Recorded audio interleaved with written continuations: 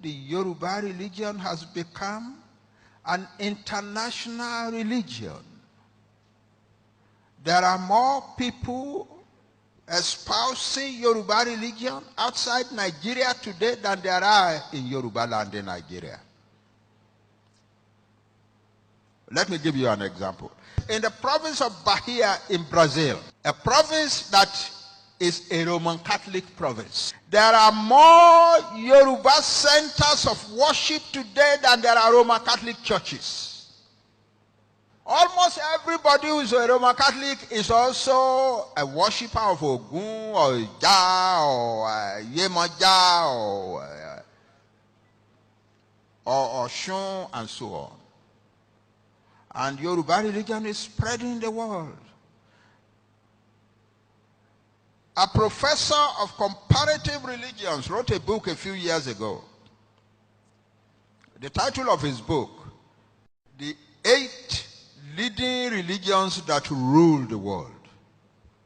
And in order of strength in the world, number of people, power, influence, and so on. Yoruba religion is the 6th of the 8. And that's the only religion from Africa that is an international religion.